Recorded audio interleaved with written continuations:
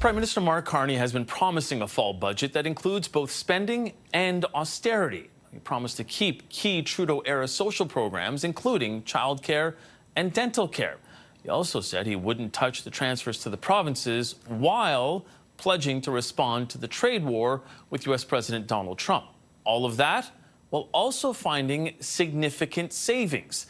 He says he's going to start by trimming government spending by 7.5% by the fiscal year 2026-2027.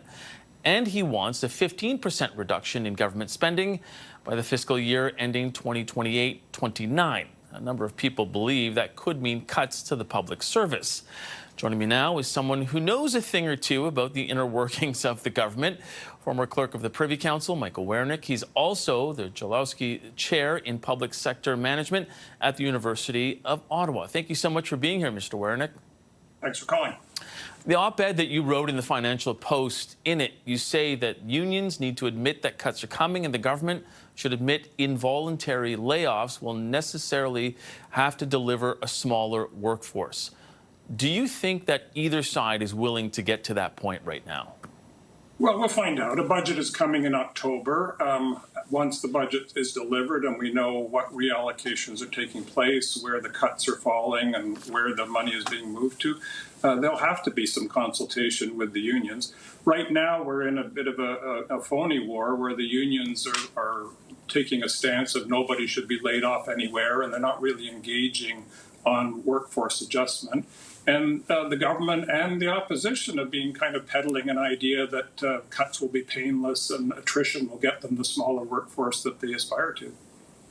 Now, we've heard that François-Philippe Champagne, the finance minister, has asked other cabinet ministers to identify program spending at 15% over the next 3 years. Now, even though that you've said some departments have found some savings, do you think that the public service needs to really brace for larger scale layoffs right now?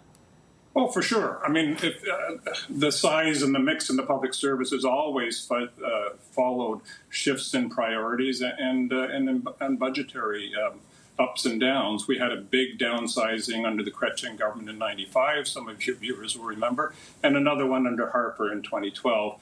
All of the signals from the government are that there's going to be some reduction in spending, and that means that there'll be cuts to staff that go with that. But they've also used a lot of language around transformation and productivity and efficiency. So my interest in this, from my university perch, is can we get to a smaller public service without damaging its future capabilities and keeping the skill sets and the people and the capabilities we're going to need in the future? Yeah, and on that, you've signaled your concern about cutting younger staff, as often happens in unionized workforces. Do you think that could be a mistake, and why? It would be a mistake, and we've done it before. What happens is the cuts fall disproportionately on the last people to come in. So about 20% of the federal service are in temporary jobs with a time-limited job security, and they're already being laid off. And those are people that skew younger. And there's also been a sort of a dialing back that the universities and colleges have noticed in new hiring. So we did this before. You choke off the intake of new talent, and that can damage the public service for years to come. Is it because they are more apt to being sort of technologically inclined and people that can actually try and sort of shift a little more as the public service shifts? There's always a flow of people in and out. And, I hang out at a university, and the students that are coming out today are fabulous. They have incredible life experience. They're digital natives. They're tech savvy. They're comfortable with AI. They have a diversity of backgrounds. And that's the kind of talent that you want to join the public sector. So if we choke it off for the next 2 or 3 years, we're going to pay the price for that. Prime Minister Carney campaigned on using artificial intelligence to make the public service more efficient. Do you agree with Ottawa's chief data officer who told the Canadian press that he believes such a move could lead to job cuts in the public service? Is it a mistake to reach for AI so quickly, I guess is my question. Well, AI is already here. I mean, it's part of facial recognition at airports and border crossings. It's part of Siri. It's been added to, the workplace tools like Microsoft Copilot. It's there in Google Translate. This is just about the expansion of AI into other tasks. Out there in the bigger economy, it's already disrupting professions and jobs, from lawyers to auditors to financial analysts to police and so on. So we have to expect the public service is going to be affected by AI.